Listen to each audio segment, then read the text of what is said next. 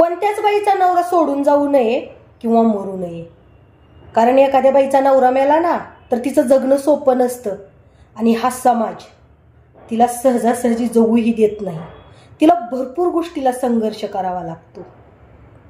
कारण त्या बाईकडे बघण्याचा ह्या समाजाचा दृष्टिकोनच पूर्णपणे बदलून जातो. एखाद्या बाईचा जर नवरा मेला तर त्या बाईला हा समाज एवढा टॉर्चर करतो. एकतर पहिलं ती कुटुंब चालवताना स्वतःच्या संघर्षात पूर्णपणे बुडून गेलेली असती. कारण तिचे लेकरं बाळ त्यांना कसं सांभाळायचं, स्वतः कमवायचं कसं, घरचं बघायचं, बाहेरचं बघायचं, ती तिच्या आयुष्यात एवढी बेजार झालेली असती. आणि तेवढ्यातून ह्या समाजाचा तिच्याकडे बघण्याचा दृष्टिकोन हा अलगच असतो. एखादी बाई हा सगळा संघर्ष करत असेल, घराच्या बाहेर पडून जर कामं करत असेल तर ह्या समाजाचं सरळ बोलणं असतं की काय आता काय तिला काय नवरा आहे का, मोकळी पडली. किंवा एखादी बाई नवरा मेल्यानंतर टापटीपमध्ये राहत असेल तर सरळच लोक म्हणतात तिला एवढं नट्टाफट्टा करायची काय गरज आहे, तिला काय गरज आहे, कुणाला दाखवायचंय तिला. आणि एवढंच नाही, त्या बाईकडं लोक अशा नजरेनं बघतात की ते आपल्याशी कनेक्ट होईल का. भरपूर लोकांचे हेही विचार चालतात. नवरा मेलेल्या बाईला लोक मदत करायला तर पुढे येतील हो, पण निस्वार्थी मदत कधी कोण करणार नाही. कारण त्या बाईला कोण मदत करायला की तिच्या म्हणजे वेगळ्याच भावना ह्यांच्या जाग्या होतात, वेगळ्याच भावनेनं मदत करतात. मदत तर करतील पण त्याच्या बदलेत तिच्याकडून वेगळीच अपेक्षा ठेवतात आणि तिने ह्या सगळ्याला तोंड देत असते. एक सांगू का, नवरा बेवडा, खावडा, पिणारा, लोळणारा असू द्या गटारीत, पण जोपर्यंत बाईच्या डोक्यावर नवऱ्याचा हात आहे, जोपर्यंत बाई सोबत तिचा नवरा आहे, तोपर्यंत समाज तिच्याकडे वाईट नजरेनं कधी बघत नाही.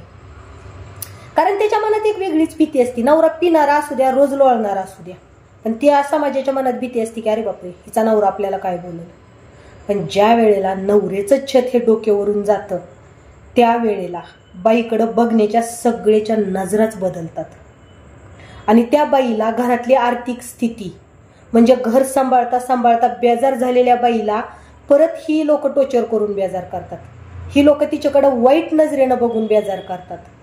म्हणून सांगते, महिलांना पण सांगते, तुमचा नवरा कसा बी असू द्या, पिणारा असू द्या, लोळणारा असू द्या, नाहीतर कसा बी असू द्या, पण जोपर्यंत त्या बाईचा नवरा तिच्यासोबत आहे किंवा तिच्यापाशी आहे तोपर्यंत हा समाज बाईला सुखानं जगू देतो.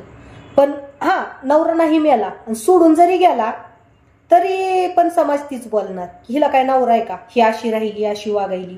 पण तिची मजबुरी समजून नाहीत घेणार की हिचा नवरा का सोडून गेला किंवा त्याच्यात बाईची चूक नसेल, त्या नवरीची चूक असेल, असं कधीच म्हणणार नाही. काहीही करा, शेवटी बाईच्याच माथे खापर येतं. सगळा दोष त्या बाईलाच दिला जातो की हीच अशी आहे म्हणून नवरा सोडून गेला, हीच तशी आहे म्हणून नवरा सोडून गेला. आता तुम्हाला एक साधं उदाहरण देते. एखाद्या जर बाईचा नवरा लय दारू पित असेल आणि ती बाई जर नवऱ्याला उलट सुलट बोलत असेल तर काही लोक म्हणत असतील कदाचित की बाबा ती माणूसच चांगला नाही, पितो, तिला त्रास करतो.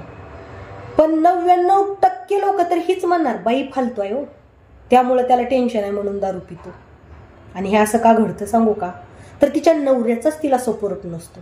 आता मला सांगा, कोणती बी बाई आपल्या नवऱ्याला का म्हणजे रागराग करते किंवा दारुडा नवरा असेल तर त्याच्यावर हात उचलते. का उचलती की आपल्या नवऱ्यानं दारू नाही पिलं पाहिजे, आपल्या संसाराचं नुकसान कशामुळे व्हायला, दारू पिण्यामुळं. तर नवऱ्यानं दारू सोडलं तर तिला काहीच नको असतंय त्याच्याकडून. तिचं फक्त एकच सांगणं असतंय दारुड्याच्या बायकोचं की अहो तुम्ही दारू सोडा, मी कसं बी रात्रीचा दिवस करून काम करते, पण फक्त तुम्ही दारू पिऊ नका हो. पण त्या नवऱ्याची दारू सुटत नाही. लोकांनी काही विचारलं ना की बाबा तू का पितो, तर डायरेक्ट तो काय सांगतो की काय सांगायचं बायकोला टेन्शन देते. म्हणजे कुठून जरी गोल फिरून फिरून आलं तरी शेवटी येतं कुणावर, बाईवर. आणि नवरा नसणाऱ्या तर बाईचं खरंच खूप अवघड आहे. दारुड्या नवरा असू द्या, भांडणारा असू द्या, पण समाज तिच्याकडे वाईट नजरेनं बघत नाही. पण नवरा नसणाऱ्या बाईकडे ना समाज वाईट नजरेनं बघतो म्हणजे बघतो. आणि तिला एवढ्या संघर्षाला तोंड द्यावं लागतं की विचारता सोय नाही. आणि जी लेकरं आहेत ना की त्यांचे वडील वारलेले आहेत आणि आईनं सगळा संसार करून त्यांना मोठं केलं, तर त्या लेकरांना फक्त एक सांगते, समाज तुम्हाला काही सांगल, लोक तुम्हाला काही सांगतात, लोकांचं ऐकून तुम्ही तुमच्या आईला त्रास करू नका. तुमच्या आईच्या कष्टाची जाणीव ठेवा. कारण तुमच्या आईनं खूप मोठा संघर्ष केलेला असतो.